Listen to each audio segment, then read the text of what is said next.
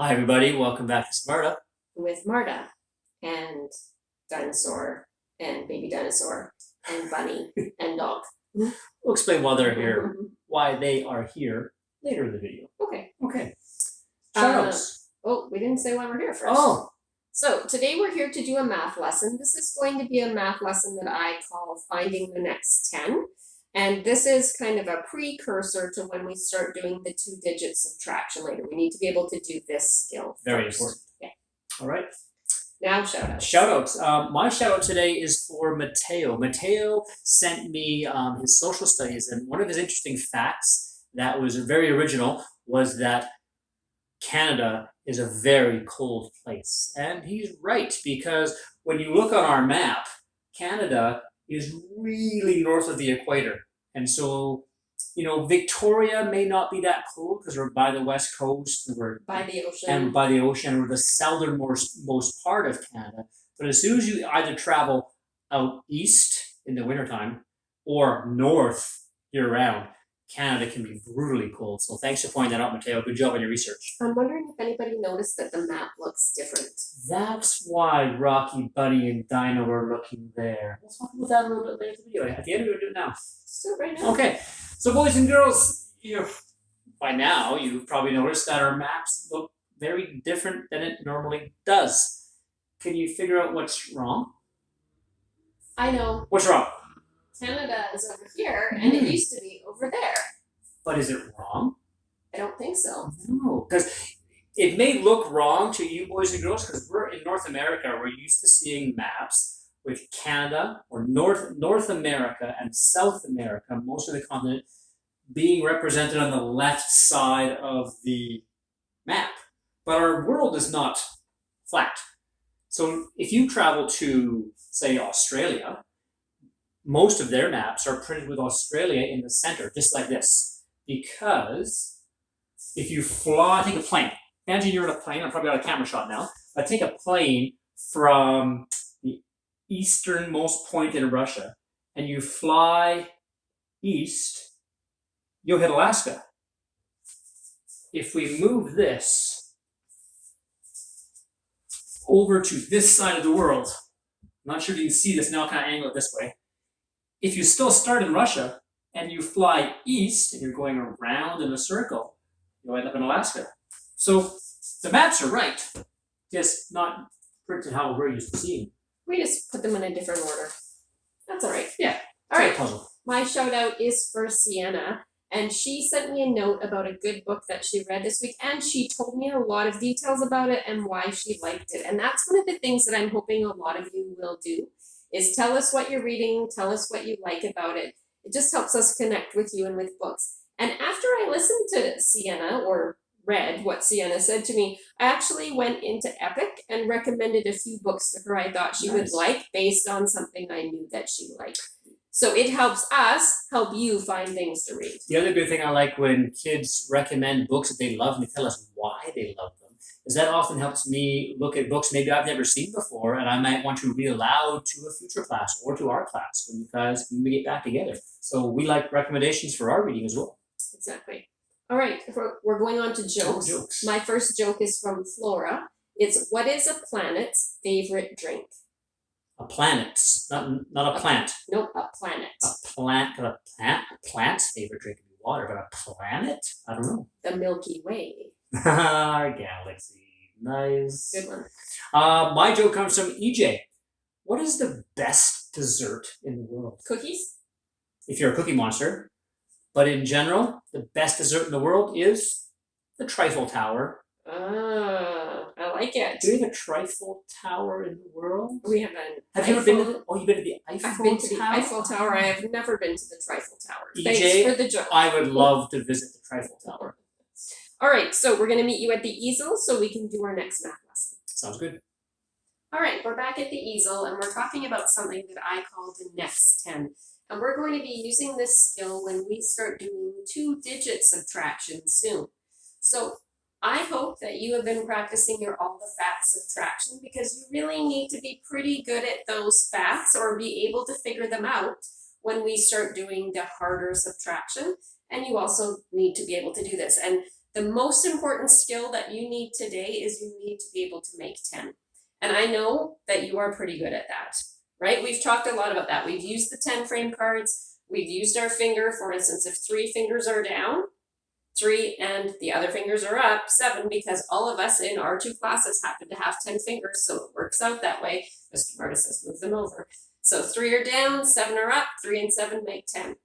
5 are down, 5 are up, 5 and 5 make 10. You can also look at it like this. I'm going to try not to stand up so I don't get out. But 0 and 10 make 10. 1 and 9 make 10. 2 and 8 make 10. 3 and 7 make 10. 4 and 6 make 10. And 5 in itself make 10. So that's another way for you to think about it to help you remember that strategy. So what we're working on when we need to get to the next 10 is we just need to get up to the next 10. So let's say we start with 24. The next 10 is 30. We need to figure out how much do we need to get up to 30. So what I do is I look at this and I think about the friendly fact. That's what we call the ones that make 10. What's the friendly fact that goes with 4 to make 10? 6. I can see it there. I can see it on my fingers. If I have 4 down, 6 are up. So I know that 24 plus 6 is 30. What I would like you to be doing right now is maybe you have a whiteboard, maybe you have a pencil and paper, or maybe you're just calling out the answers. But I'd like you to try to do these with me so you're practicing. All right, so I have 32. The next 10 after 30 is 40. So then I think, how do I get from 32 to 40? Well, I have to look at my number here in my ones column. I have a 2. I need to find its friendly fact. Call it out. What's the friendly fact for 2? 8! I think I heard you guys. It's 8. So we know that 32 plus 8 equals 40. All right, let's look at the next one. We have 68. The next 10 is 70, because after 60 is 70. I go into the ones column. I've got an 8. I'm looking for my friendly fact. I have a little bit of a clue because there's an 8 here. What's the partner to 8? 2. 68 plus 2 equals 70. Now, I threw a couple of challenges in the middle because I'm going to make this a little bit harder in a minute. So let's imagine we're starting with 174. The next 10 is 180, because if you look at it, I have 17 tens and then 18 tens. So 174 to 180, I have to look at my number in the ones column. It's a 4. I'm looking for my friendly fact. I put 4 fingers down. I got 6 left. 174 and 6 is 180. So you might have a lot of strategies to figure out your friendly facts, or you might be at the point where you can just do them in your head, whatever works. All right, one more challenge before we get a little bit harder. I have 693 and I want to get to 700. So look at this. I have 69 tens. I want to get to the next 10, which is 70 tens. So I look in the ones column. I have a 3. I'm looking for the friendly fact of 3. It's 7. I hope you're doing this with me. All right, now it gets a little bit harder. It says 45 plus blank is blank. In real life, this math question is not a good question. You don't have enough information. I could put 45 plus a million is 1,045,045. But that's not what we're doing right now. Our job right now is to find the next 10. So when you see these questions, that's what I'm asking you, is to find the next 10. So I have 45. So I have 4 tens. What's the next 10? 5 tens, which is 50. Then I have to figure out, I'm going to put a box around this so you don't get mixed up. I have to figure out what is the partner of 5. I put 5 down, I've got 5 up. 45 and 5 is 50. Mr. Marta, are you following me so far? So far, so good. So far, so good. All right, now I'm getting 56. I want to find my next 10. So my 10 right now, I have 5 10s. So after 5 is 6. I need 6 10s, which is 60. Now I need to know, how do I get from 56 to 60? I could count it on my fingers. I could go 56, 57, 58, 59, 60. It's a 4. But it's a lot faster if I just look at this and say, oh yeah, the friendly fact of 6 is 4. All right, I'm looking at 71. I need to find my next 10. So in the 10s, I have a 7. I have to think, what's my next 10? After 7, I have 8 10s. You'll notice these all have zeros at the end. I'm not finding 81. I'm finding the next 10. So I have 8 10s. So I have 71. I need to get to 80. I look at this number. What is the friendly fact partner for 1? Put 1 down. Got 9 left.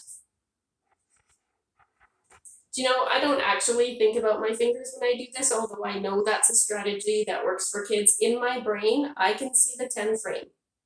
If I look at the 10 frame with the 1 and 1 is colored in my brain, I can see that 9 are not colored in. So that might be a strategy that you use if this doesn't work, or you don't know the friendly facts, or you don't want to use your fingers, or you don't just know them. There's lots of ways to get there. And in both classes, we've talked about how important it is to just know what it takes to get to 10 with 2 numbers. Very important. We've played so many math games practicing that, so you should be pretty good at it. And if you go to the website, to the math game page, there are some games you can play with cards to practice making 10 if that's still hard for you. All right, we need to go from 83 to the next 10. So think in your head, what's the next 10 after 83? I can even hear it. I'm saying 83. So after 80 is 90. So 8 10s, 9 10s. Then I have to look at the 3. I have to find my fact partner for 3, my friendly fact that makes 10. I know it's 7. So 83 and 7 equals 90. Now, if you want a little bit of a challenge, you don't need to do this. You only need to do the ones without the stars. But if you want a challenge, I want you to think about these 3-digit numbers. So I have 169. I want to get to the next 10. So I have to think, how many 10s do I have? It looks like I have 6 10s, but I have to actually look at the whole thing. I have 16 10s. So I'm going to make 17 10s as my next 10, and then put my 0 because it's a 10. So from 169 to 170, you can do all the things I just talked about to find your friendly fact partner. You can do the fingers, you can do the 10 frame, you can look up here. But really, I just know that this is 1 more. So I'm just going to put a 1 in there. 169 and 1 is 170. And finally, do you know what? Let's not stop there. If you really, really want to stretch your brain, let's see if you can take this to the next 100. So if I have 170, what's my next 100? I have 100. My next 100 is going to be 200. This is really, really stretching it. Now I have to figure out, how do I get from 170 to 200? So I have 7 10s. What's my partner for 7? 3. So 7 10s partner is 3 10s.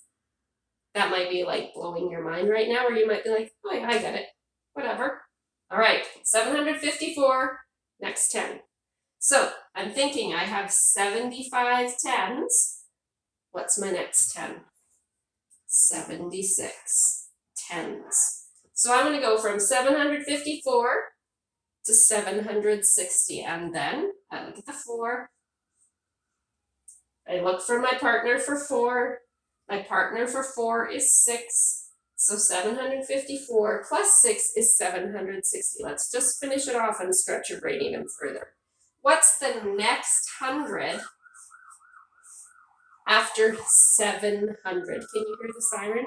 They live right on Fort Street, so they go up to the hospital. They're celebrating Mrs. Marta's math. Oh, they love math. All right, so after 700, we're going to have 800. Now, I need to figure out how am I going to get there.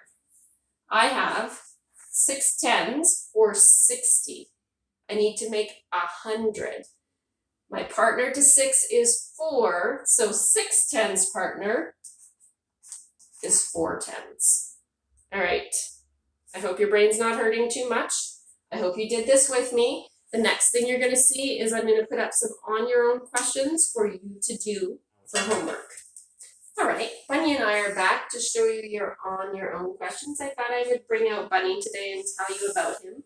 His name is Bunny. I know, not very unique or creative, but I made Bunny when I was 7 years old. My grandma taught me how to knit when I was visiting her for a week, and this is the very first thing I ever knit. Now, knowing about knitting, I am quite certain that everything I knit during the day, my grandma probably took apart at night and fixed for me, but that was pretty nice of her to make me think that I made this Bunny. Anyway, Bunny's going to go sit down. Bye, Bunny. And you are going to have a look at on your own questions. So, you probably will need to pause the video when I'm done talking. Write out all the questions. You need to do A to J for sure. If you want to do the challenge questions, you can. If you want to stretch them to the hundreds, you can. That's totally up to you. What if they want to stretch them to the thousands? Well, they could, but it's Tough, isn't it? I'm not going to say why that's. Well, I'm not going to say why they'll all have the same answer, but they'll all have the same answer. Okay, so copy the questions down. You're done for today. Oh, one more thing. A Rexy joke. Is this the one I made up? I can't remember. Oh, I will look. There is a Rexy joke I made up, so even if you don't think it's funny, just laugh at it because I made it up. Okay? Oh, yeah. All right, boys and girls, you've made it to the end of this video, and here is Mrs. Marta's Rexy joke. But before she reads it, do you notice anything different about Rexy? Let me zoom in for you. He appears. It looks like he has an owie on his leg. Yeah, what's going on, Mrs. Marta? Well, maybe the joke will shed some light on that. Here's the joke. What do you call a blister on a T-Rex? What? A dinosaur.